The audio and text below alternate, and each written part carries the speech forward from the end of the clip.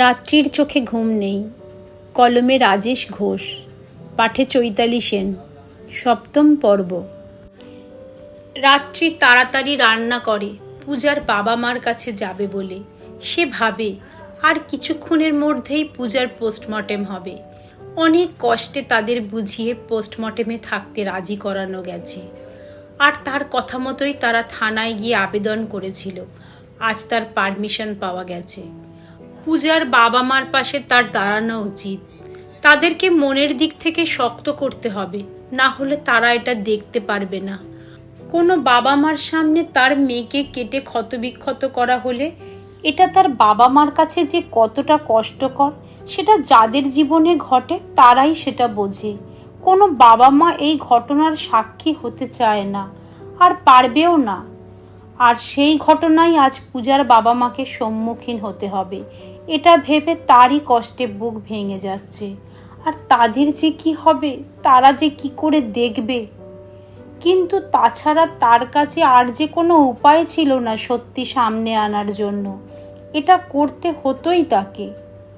সে রান্না বান্না করে সব গুছিয়ে বেরোতে যাবে, এমন সময় তার শ্বশুরমশাই অখিলেশবাবু এসে বলে, তুই কখন খেলি? রাত্রি বলে, আমি খেয়েছি বাবা, আপনারা খেয়ে নেবেন। শুনে অখিলেশবাবু বলেন, তুই এখন দেখছি কথায় কথায় মিথ্যে কথা বলছিস। আগে তো আমি জানতাম তুই কোনোদিন মিথ্যে কথা বলিস না।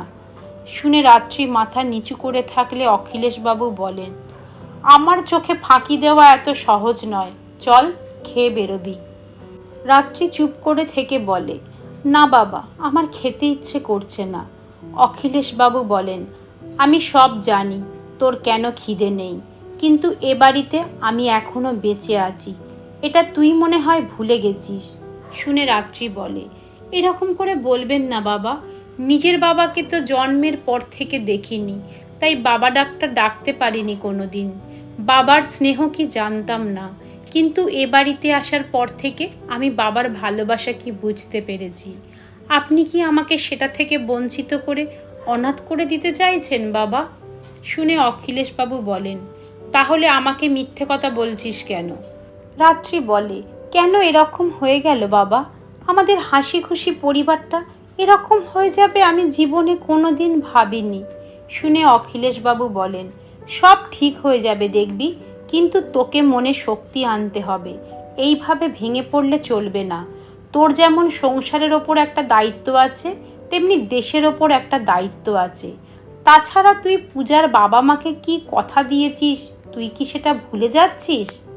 পরিবারের বাধায় নিজেকে বেঁধে ফেলিস না। মনে রাখিস, এই সংসার ছাড়াও তোর দেশের প্রতি একটা দায়িত্ব আছে।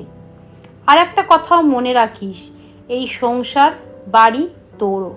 এই সংসারে তোর অবদান কম নেই। নিজের কাজের পাশাপাশি তুই এই সংসারটাকেও সমানভাবে ভালোবেসে ধরে রেখেছিস, তাই নিজের অধিকারটা এইভাবে ছাড়িস না। নিজের সংসারটাকে এইভাবে অভিমান করে দূরে সরিয়ে দিস না, ধরে রাখতে শেখ। রাত্রি তার শ্বশুরের কথায় খেয়ে বাড়ি থেকে বের হয়। গাড়িতে যেতে যেতে সে ভাবে, শুভ্রাংশুকে কতবার খুঁজলাম একসাথে খাবো বলে, কতবার করে ফোন করলাম, কিন্তু সে ফোনটা ধরল না।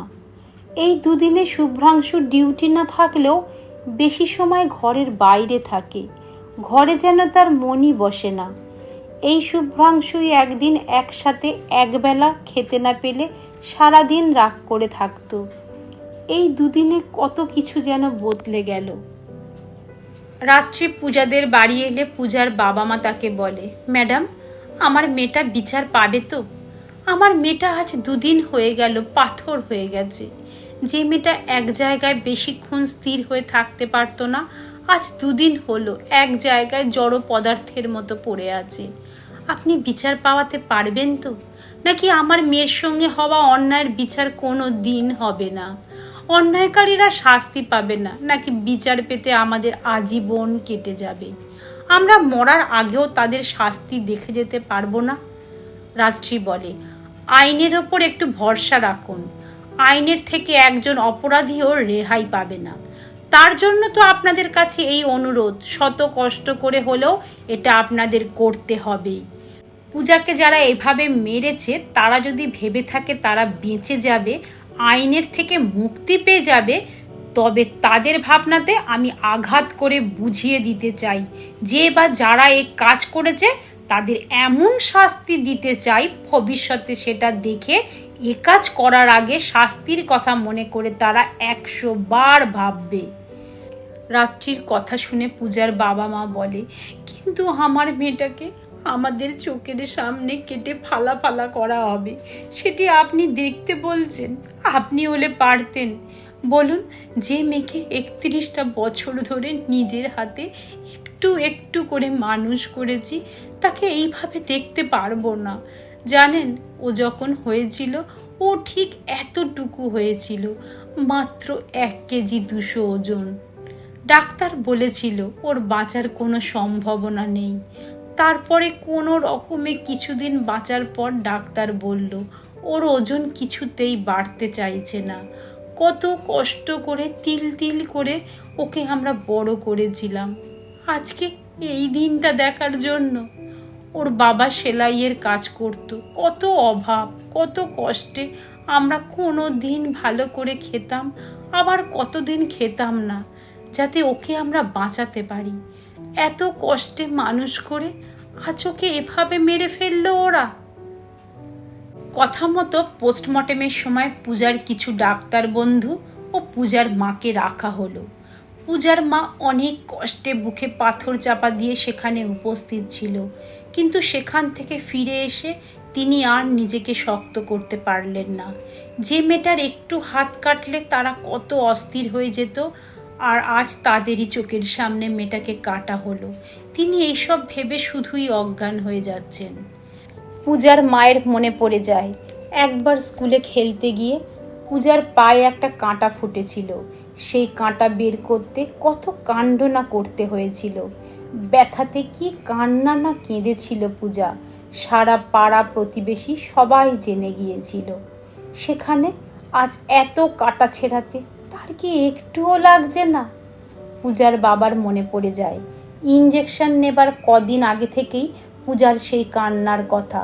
আর ইঞ্জেকশন নেবার সময় তাকে তো ধরেই রাখা যেত না, আর আজ তাকে কত ব্যথাই না সহ্য করতে হয়েছে।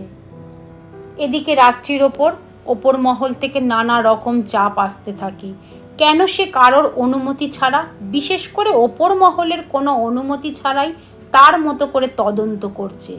সে প্রিন্সিপাল, হসপিটালের সুপার এবং সিসিটিভি ক্যামেরায় দেখতে পাওয়া সনদকে কেনই বা জেরা করেছে এবং তাদের হুমকি দেখিয়েছে। তার জন্য রাত্রিকে ওপর মহল থেকে ভৎসনাদ করা হয়। শুধু তাই নয়, পূজার সহপাঠীদের সাথে ওপর মহলের কোনো রকম অর্ডার ছাড়াই দেখা করা, তাদের জিজ্ঞাসাবাদ করার জন্য তাকে জেরার মুখে পড়তে হয়। রাত্রিও চুপ করে থাকে না। তার সম্বন্ধে ওটা অভিযোগ সে চুপ করে মেনে নেয় না। সে বলে যে কোনো সন্দেহজনক লোককে জিজ্ঞাসাবাদ করার 100 বার তার রাইট আছে। যেখানে এই লজ্জাজনক ঘটনাটির জন্য সারা দেশ ক্ষোভে ফেটে পড়ছে, সেখানে আমি হাত গুটিয়ে বসে থাকতে পারবো না। আপনারা কখন অনুমতি দেবেন তার ওপর অপেক্ষা করে তদন্ত হবে? তাহলে তো এই তদন্ত কোনো দিন শেষ হবে না।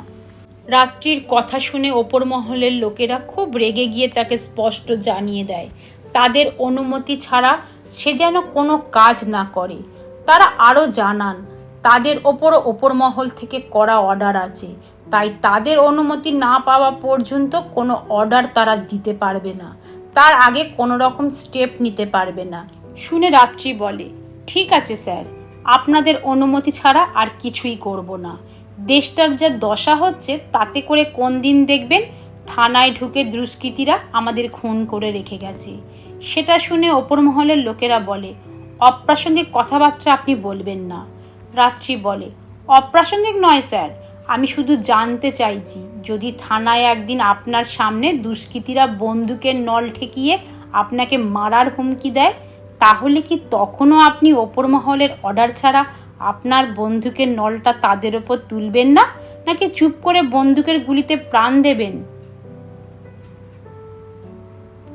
আজ এই পর্যন্ত।